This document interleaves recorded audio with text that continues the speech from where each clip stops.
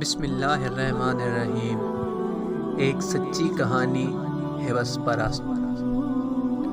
سلمیٰ کے والد ایک مقامی فرم میں معمولی ملازم تھے اور والدہ مکمل طور پر ایک گھریلو خاتون، جن کی سوچ اپنے گھر سے شروع ہوتی تھی اور وہیں پر ختم۔ باہر کی دنیا کے بارے میں وہ مکمل طور پر ناآشنا تھی۔ مسز جبار ایک سیدھی سادی خاتون تھی جنہیں اپنے 3 بچوں کو تعلیم دلوانے کا شوق جنوں کی حد تک تھا۔ یہی وجہ تھی کہ نامساعد حالات کے باوجود بھی جبار صاحب نے اپنے بچوں کو حسب توفیق سکولوں اور کالجوں میں پڑھایا۔ سلمیٰ ان کی سب سے بڑی بیٹی تھی۔ اس کے بعد عامر اور شاہد۔ تینوں بہن بھائیوں میں 2 سال کا فرق تھا۔ سلمیٰ نے میٹرک کے بعد FA اور BA بھی امتیازی نمبروں سے پاس کیا۔ آگے وہ MA ایجوکیشن کی تیاری کر رہی تھی کہ شاہد سے شادی ہو گئی۔ شاہد بنیادی طور پر ایک شریف اور مہذب انسان تھا۔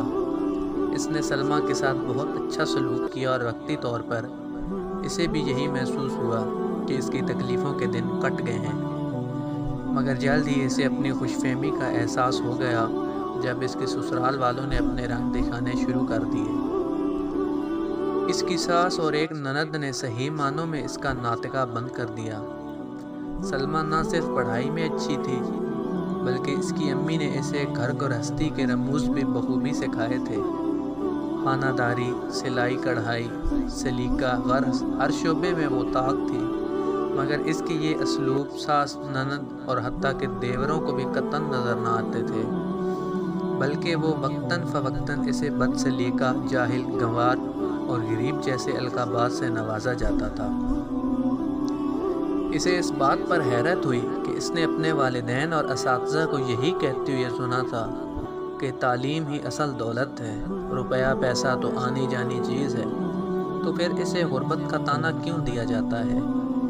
آہستہ آہستہ اسے اس بات کا احساس ہونا شروع ہوا کہ اس معاشرے میں زندہ رہنے کے لیے دولت کی اہمیت بھی اپنی جگہ مسلم ہے، لیکن یہ اس کے والدین کی پاکیزہ تربیت اور رزق حلال کا نتیجہ تھا کہ دولت کے حصول کے لیے اس نے کبھی بھی غلط راستے کے بارے میں نہیں سوچا تھا۔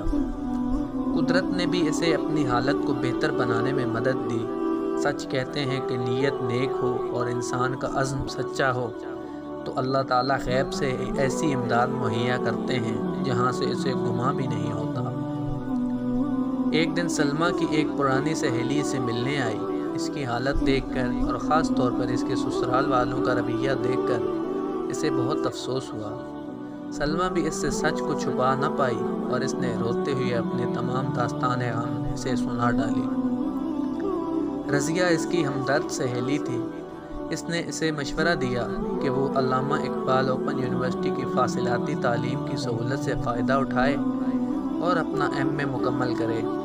اس طرح وہ گھریلو کام کاج بھی کر سکے گی اور اپنی تعلیم بھی بڑھا لے گی۔ چنانچہ اس نے کچھ بچت کر کے اور اپنی شوہر کی رضامندی سے وہاں اپلائی کر دیا۔ ساس کو پتہ چلا تو اس نے آسمان سر پہ اٹھا لیا کہ اب گھر کا کام کون کرے گا، گھر کی ذمہ داری کون اٹھائے گا؟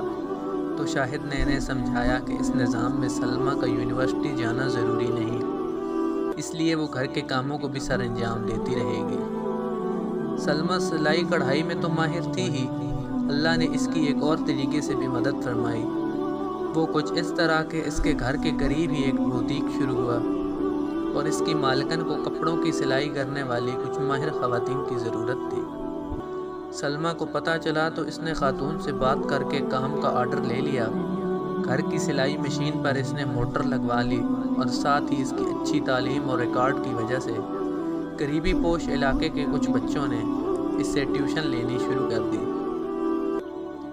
اس نے انہیں اتنے اچھے طریقے سے پڑھایا کہ وہ اس کے گرویدہ ہو گئے۔ جب اس کی ساس اور دیوروں نے دیکھا کہ وہ گھریلو کام کاج کرنے کے ساتھ پیسے بھی کما رہی ہے تو انہوں نے سختی بھی کچھ کم کر دی۔ وہ لالچی لوگ تھے۔ شاہدہ کے علاوہ دونوں دیور پڑھائی میں بالکل پیدل تھے۔ سلمیٰ نے ان کو پڑھانے کی بہت کوشش کی مگر وہ بگڑ چکے تھے۔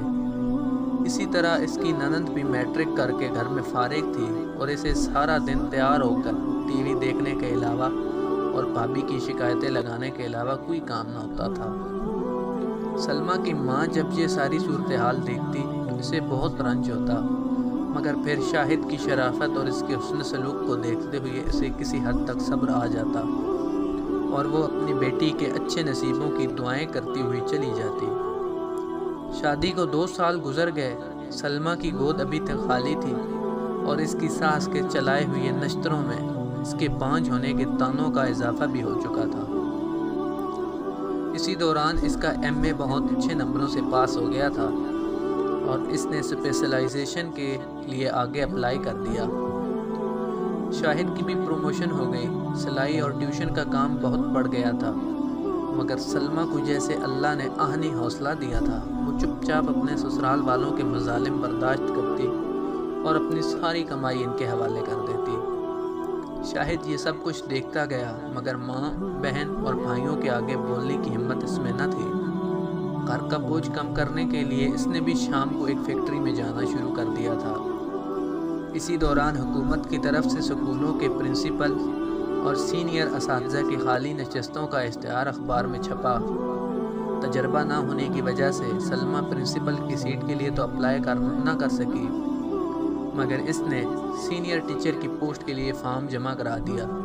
ساتھ ہی اس کا MPhil بھی مکمل ہو رہا تھا۔ اسے منتخب ہونے کی نوید مل گئی، مگر اسے جو سیٹ ملی تھی وہ سندھ فنو عاقل میں تھی۔ اس نے اپنے شوہر سے بات کی اور شاہد نے کچھ تگ و دوگ کے بعد اپنے گھر والوں کو آمادہ کر لیا۔ ان لوگوں کو محض پیسے سے غرض تھی، اس لیے کچھ پس و پیش کے بعد وہ مان گئے تھے۔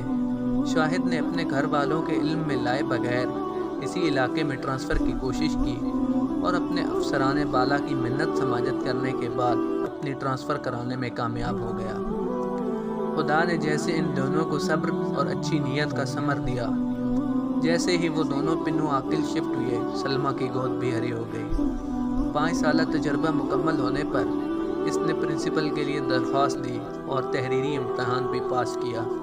اچھے تعلیمی کیریئر اور شاندار ریکارڈ کو مد نظر رکھتے ہوئے انٹرویو پینل کے اراکین نے کامیاب امیدواروں میں اسے پہلے نمبر پر منتخب کیا۔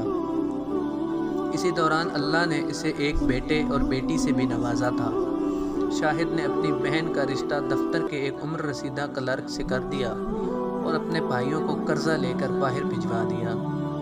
باہر کے دھکے کھانے سے ان کی بری عادتیں بھی کم ہوئیں۔ وہاں ان کو مزدوری کرنا پڑی۔ اپنے ماں اور باپ کو شاہد نے ساتھ رکھ لیا۔ بیٹی کی شادی اور 2 نکمے بیٹوں کو باہر بھجوانے کی وجہ سے اب اس کے طرز عمل میں بھی تبدیلی آ چکی تھی۔ سلمیٰ اور شاہد نے نیک نیتی سے اپنے فرائض نبھائے، اپنی بہن بھائیوں کی مدد کی اور جہد مسلسل سے اپنے حالات کو سنوارنے کی سعی کی، جس کا نتیجہ انہیں معاشرے میں ایک باعزت مقام کی شکل میں حاصل ہوا۔ ہمیں بھی چاہیے کہ اپنی زندگی میں کوئی راستہ دشوار گزار ہو تو مایوسی کے اندھیروں میں بھٹکنے کی بجائے اپنے رب سے لو لگائیں اور مستقل مزاجی سے محنت کریں۔ اللہ تعالیٰ محنت، اچھی نیت اور خلوص کا صلہ کبھی بھی رائیگاں نہیں جانے دیتا۔